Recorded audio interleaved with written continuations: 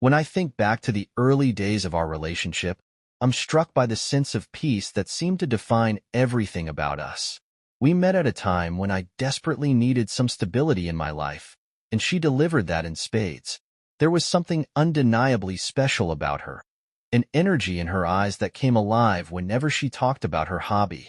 Her love for animals wasn't just a part of her. It radiated in every action, every word.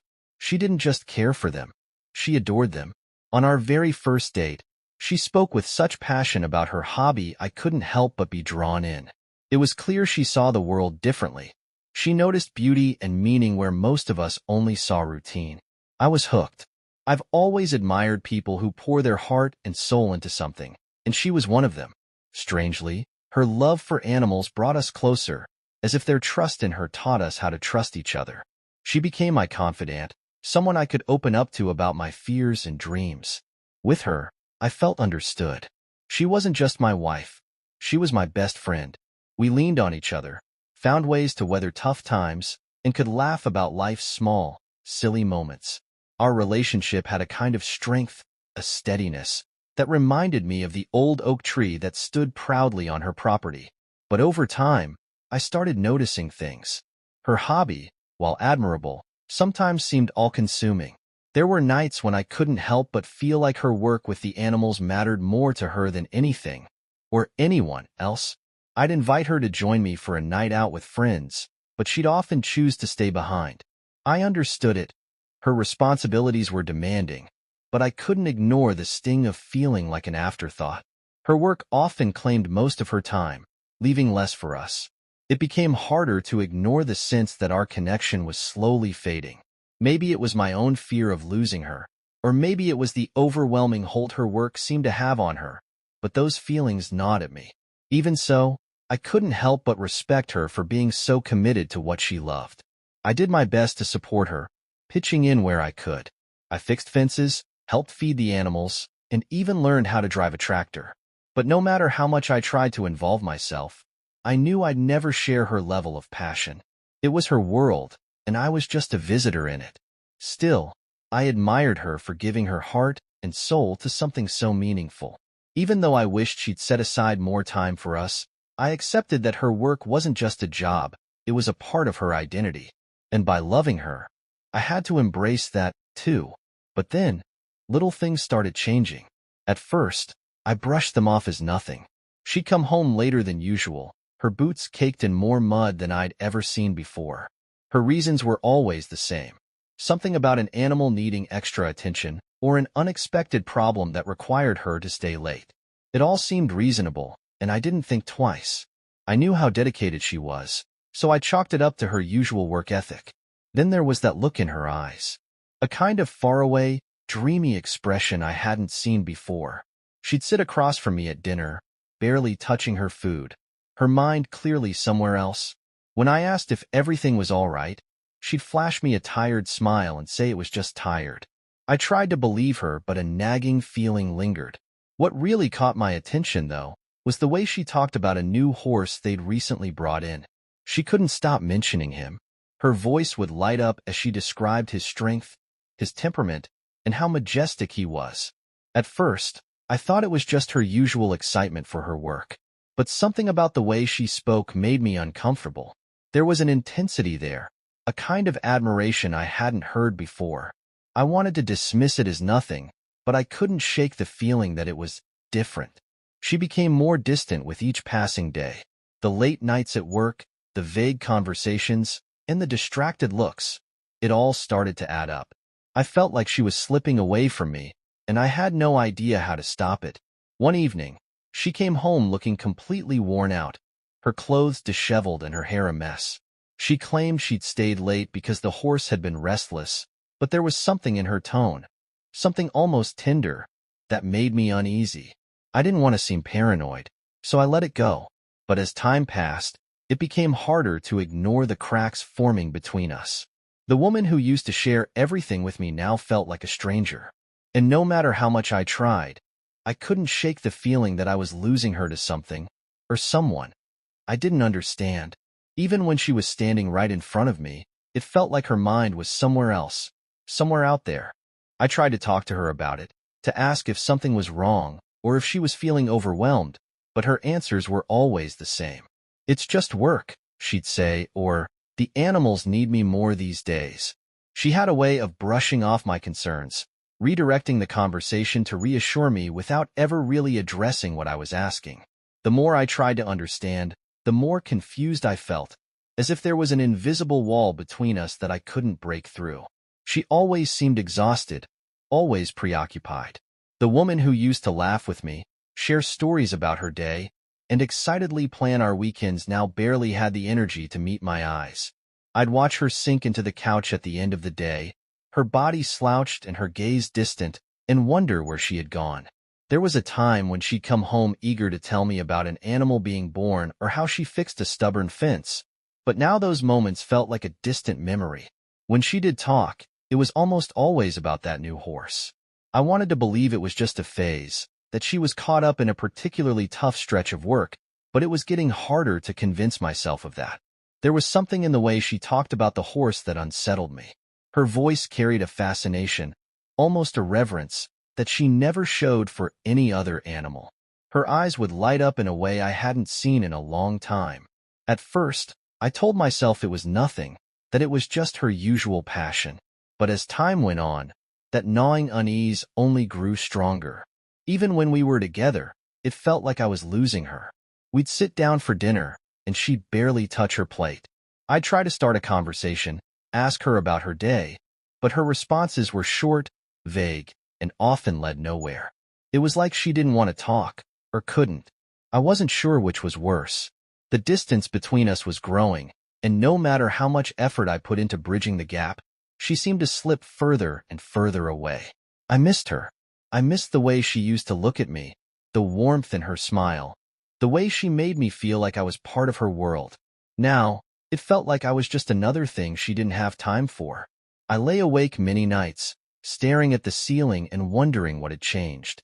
I replayed every conversation we'd had, searching for anything I might have missed, some clue, some sign. Was it something I said? Or something I hadn't said? The doubts weighed heavily on my chest, making it hard to breathe. I wanted so badly to believe we were still the same couple who could talk about anything, but it was clear that something had shifted, and the worst part was, I couldn't figure out what. Feeling helpless, I decided to reach out to her friend, Anna. She worked alongside my wife, and I figured if anyone could give me some insight, it would be her.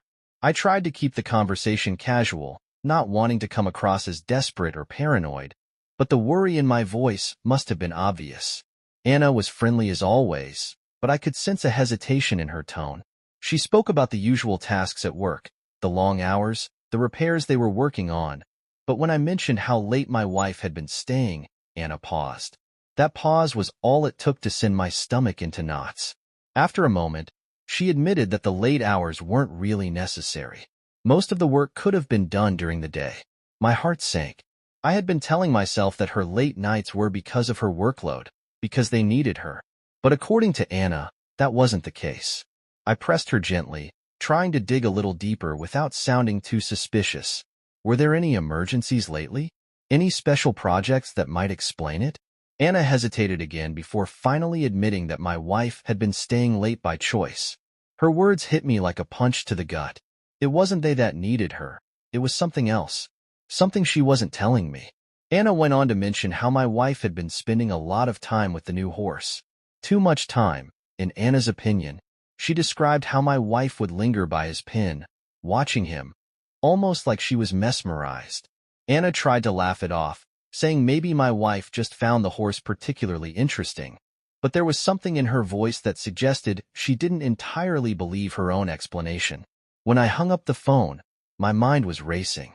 I had called Anna hoping for reassurance, for some simple explanation that would ease my worries. Instead, I was left with more questions than answers. Why was she staying late if it wasn't for work? Why was she so fixated on that horse? I tried to tell myself it was nothing, but deep down, I knew better. Something wasn't adding up. Over the next few days, I tried to act normal, to pretend like everything was fine. I didn't want her to know I had spoken to Anna, that I was beginning to question everything she had been telling me, but it was hard. Every time she came home late, Every time she talked about work, I couldn't stop myself from wondering if she was being honest.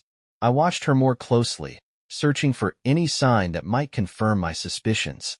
It was exhausting, living with that constant doubt, that nagging voice in my head that told me something was wrong. One night, after another long stretch of sleepless hours, I decided I couldn't take it anymore. I needed answers, and I was done waiting for her to give them to me. Quietly, I got out of bed, careful not to wake her, and made my way to where she kept her phone. I knew it was wrong. I knew that going through her things was a betrayal of the trust we had built. But I was desperate. I needed to know the truth. With shaky hands, I unlocked her phone and started scrolling through her messages, her call logs, her photos. I was searching for anything, any hint of what was going on. But there was nothing. Message after message, everything seemed normal. Conversations with friends, family, and employees. No unusual numbers, no suspicious calls. Even her photos were the same as always, pictures of animals and the occasional sunset. I moved to her laptop, hoping I might find something there. Emails, social media, anything. But again, there was nothing. It was like she had nothing to hide. And yet, I couldn't shake the feeling that she wasn't being honest with me, that I was missing something. By the time I gave up, hours later, I was more confused than ever. I closed her laptop and put everything back where it belonged, then sank into a chair at the kitchen table, my head buried in my hands. Defeat washed over me. I felt like I'd hit a wall, completely out of leads. There were no answers, no clues, nothing to explain why she'd been acting so strangely. And in a way, that emptiness was worse than finding something incriminating. At least if I'd found something, I'd know what I was dealing with. But this uncertainty? It was eating me alive. The silence of the house pressed down on me as I sat there in the dark, a deep loneliness settling over me. She was right there, asleep in the next room, and yet it felt like she was a million miles away. I didn't know how to reach her, how to close the gap that had grown between us. Part of me wanted to storm into the bedroom, wake her up, and demand answers. But I knew I couldn't. Not without proof. Not without something solid to confront her with. Eventually, I dragged myself back to bed, moving quietly so I wouldn't wake her. As I lay there staring at the ceiling, listening to her steady breathing, I felt a desperate urge to reach out and hold her, to reconnect, but I couldn't. The doubts and questions between us felt like a chasm, keeping me frozen in place. I told myself I'd figure something out, find another way to get the answers I needed. But for now, all I could do was lie there, feeling more alone than I ever had. That sense of helplessness followed me like a shadow in the days that followed. I'd tried talking to her, tried searching for answers on my own, but I was still in the dark, and that gnawing unease only grew stronger with each passing day. After yet another night where she came home late, looking distant and withdrawn, I realized I couldn't keep going like this. I needed the truth, no matter what it might cost. Making the decision wasn't easy. It wasn't who I was. I wasn't the kind of man to dig for secrets or sneak behind someone's back. But desperation has a way of changing you. I needed answers, and there was only one person I could turn to, Anna. They worked together, and she knew my wife's routine better than anyone else. I figured if anyone could help me figure out what was going on, it would be her. I remember sitting in my car, gripping my phone so tightly my knuckles turned white. My hands were shaking, my heart pounding, as I stared at the screen. Calling Anna to ask for her help was crossing a line I'd never thought I'd cross. But I'd reached the point where I had no choice. I dialed her number, and when she answered, I forced my voice to sound steady even though I knew she could hear the tension in it. At first, Anna was hesitant, and I couldn't blame her. What I was asking wasn't fair. I knew that. When I told her I wanted her to secretly record what my wife was doing at work, there was a long silence on the other end of the line. I could feel her discomfort, her reluctance. It only made me feel worse, but I pushed on. I explained how much I needed to know, how the uncertainty was driving me crazy. I told her I trusted her, that I had no one else to turn to. Eventually, after what felt like an eternity, Anna agreed. Her voice was quiet, almost a whisper, as she told me she'd do it. I could hear the unease in her tone, the hesitation in every word. She wasn't comfortable with it, and neither was I. But I thanked her, told her how much it meant to me, and hung up the phone. For a long time, I just sat there in my car, staring at the dashboard and feeling the weight of what I'd just done. The days that followed were agonizing. Every second felt like an eternity as I went through the motions of my life, pretending everything was fine. But nothing felt fine. Every morning, I watched her leave for work and wondered what she was doing, what Anna might uncover. My mind was a whirlwind of worst-case scenarios. I tried to prepare myself for whatever the truth might be, but nothing could ease the tension. It was a constant knot in my stomach, keeping me awake at night and distracting me during the day. She could sense it too. At home, the tension between us was undeniable. She'd ask if I was okay, and I'd force a smile, pretending nothing was wrong. But it was exhausting, keeping up the charade while I waited for my phone to buzz with Anna's message. Every time I got a notification, my heart would leap into my throat. I'd feel a mix of dread and anticipation, wondering if this was it, if the truth was finally about to come to light. The day the message arrived, I almost didn't open it. My hands trembled as I stared at the notification on my phone. I'd been waiting for this moment for so long, but now that it was here, I felt paralyzed. Part of me wanted to delete it, to pretend I didn't need to know, but I'd come too far to turn back now. Taking a deep breath, I tapped the message and opened the video file. At first, it seemed innocent enough. The familiar sight appeared on the screen. Fields stretching out, animals grazing peacefully. Then I saw her, my wife. She was walking toward the horse's pen, looking calm and at ease. For a second, I felt a flicker of relief. Maybe this would turn out to be nothing after all. But as the video continued, my stomach dropped. She wasn't dressed. She was completely naked, her clothes nowhere in sight. My mind struggled to process what I was seeing. There she was, standing in front of the horse, completely exposed. She stepped closer to him, her hands moving over his body, stroking him with a tenderness I didn't understand. Her expression was almost trance-like, her movements slow and deliberate. I couldn't believe what I was seeing. My stomach churned, a nauseating mix of confusion and revulsion crashing over me. What the hell was I watching? Her movements had a ritualistic quality, deliberate, almost practiced, as she stroked the horse. My mind raced, grasping for some explanation, anything that could make this make sense. But there was nothing.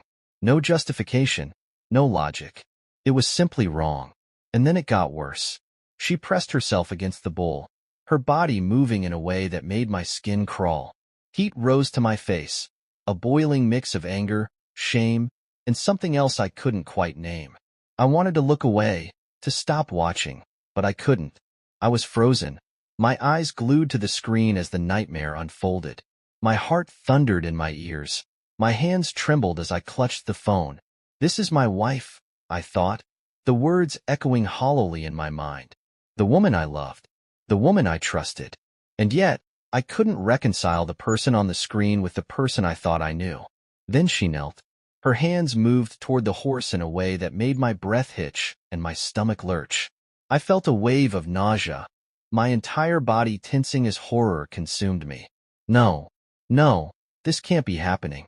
What I was witnessing was beyond anything I could have imagined, grotesque, obscene, and utterly incomprehensible.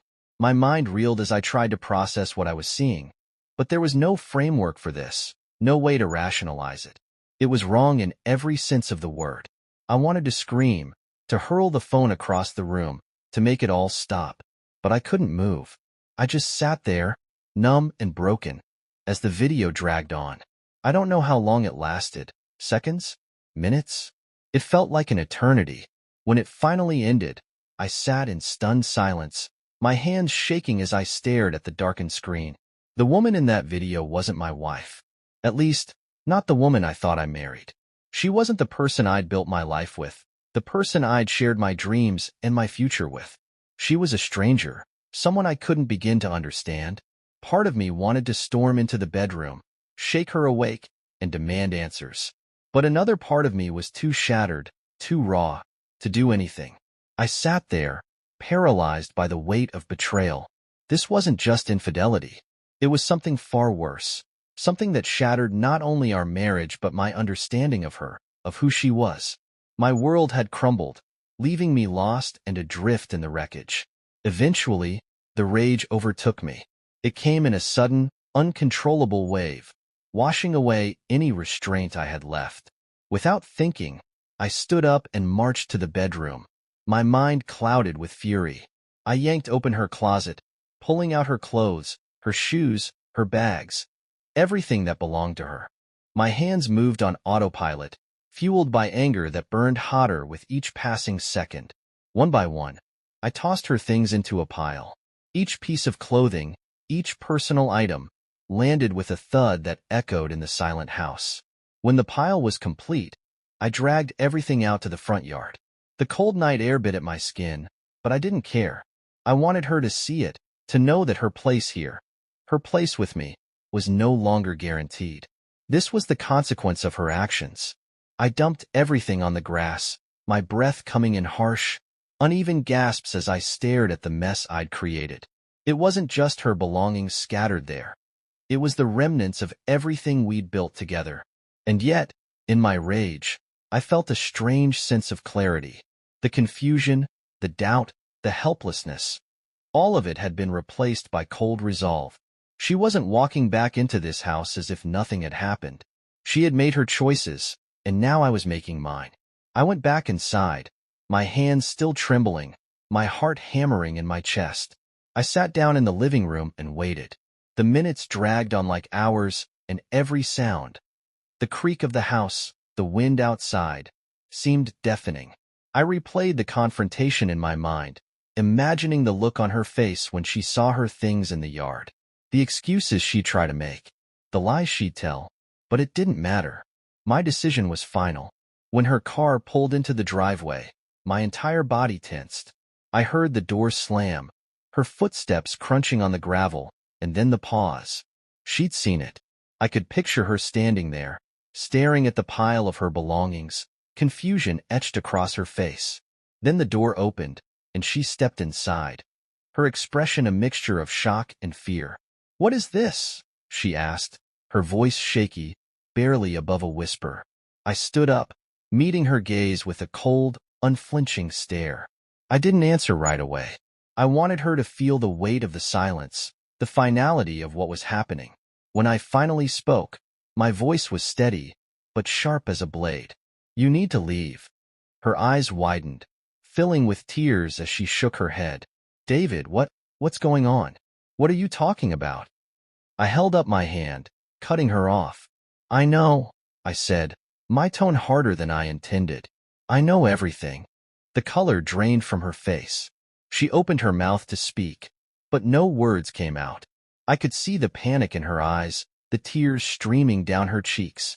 She stepped closer, reaching out as if to touch me, but I stepped back. "It's over," I said, my voice resolute despite the ache in my chest. "Take your things and go." Her sobs filled the room, but I felt nothing. No sympathy, no compassion, just a cold certainty that this was the end. She had destroyed everything we had, and there was no coming back from that. The aftermath was a blur. I sent the video to your boss, ensuring that the truth couldn't be buried. The fallout was swift and devastating. She was fired, escorted off the property in disgrace. The place that had once been her sanctuary became a source of humiliation and shame. I heard from friends how lost she was, how broken she seemed without her work. But I couldn't bring myself to feel pity. This was the life she had chosen. As for me, I moved on. It took time, years even, but I rebuilt my life. I found new women, someone who brought light and love back into my world. With her, there were no secrets, no lies, just honesty and connection. For the first time in a long time, I felt like I could truly breathe again. The shadow of the past still lingers, a reminder of everything I've lost. But it's also a testament to how far I've come. I'm stronger now, and my future is brighter than I ever thought it could be. One quiet day, I was sitting on the porch, savoring the stillness of the day, when my phone rang. It was an old friend, the same one who had called me years ago to tell me about what had happened. I answered, expecting a casual chat, maybe about work or the latest small-town gossip. But the hesitation in his voice told me this wasn't just a friendly call. He paused, as if searching for the right words. Finally, he said, "You're not going to believe this, but your ex-wife, she's in a psychiatric hospital." For a moment, I couldn't speak. Time seemed to stop, and all I could hear was the steady thud of my heartbeat in my ears. He went on, filling the silence with details I wasn't sure I wanted to hear. After she had lost her job, she had tried to rebuild her life. She'd moved to a different city, hoping for a fresh start. She found a job at a zoo, still clinging to the idea that working with animals could fill the void left inside her. But it didn't work. My friend explained how her behavior grew more erratic over time, her instability becoming harder and harder for those around her to ignore. The people at the zoo noticed something was off, but no one realized how far she had spiraled, until the day they found her. She was in one of the enclosures, with an elephant, naked, pressing herself against the animal, just like in that video from years ago. My friend's voice cracked as he described the scene, the disbelief clear even after all this time. The zoo staff were horrified, unsure of how to react. They called the authorities, who admitted her to a psychiatric hospital. She had completely lost touch with reality. I sat there, gripping the phone, listening as the story unfolded. Shock coursed through me, but it wasn't alone. It was tangled with a deep, aching sadness. I thought I'd moved past her, that the pain and betrayal she left behind were buried in the past. But hearing this brought everything rushing back. I couldn't help but remember the woman I had fallen in love with, the one who had once been so full of life and passion. Reconciling that memory with the image my friend described was almost impossible. She had lost everything. Not just her job, not just her purpose, but her very sense of self. It was as if the darkness that had once consumed our marriage had finally swallowed her whole. Part of me wanted to feel vindicated, to think she got what she deserved after everything she did. But I couldn't. The reality was too tragic, too heartbreaking. No one deserved to end up like that.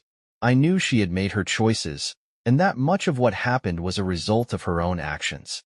But even so, I couldn't shake the question. Could I have done something? Could I have helped her before things got so bad? Deep down, I knew the answer. She had been slipping long before I saw it, and by the time I realized how lost she was, it was already too late. After I hung up the phone, I sat on the porch for a long time, staring at the horizon. The weight of everything I just heard pressed down on me like a storm cloud. My partner must have sensed it, because a few moments later, she stepped outside to join me. She didn't ask any questions or press me for details. She simply sat beside me, took my hand in hers, and held it. And in that quiet moment, I realized just how far I had come. The past was still there. It always would be, lingering in the shadows, a reminder of everything that had happened. But it no longer defined me. I had a new life now, a new love. And that was what mattered. As painful as it was to hear about my ex-wife, I knew I couldn't let it pull me back into the darkness. I had fought too hard to rebuild myself, to find peace again. I had moved on, and I would keep moving forward, no matter how heavy the past tried to weigh me down.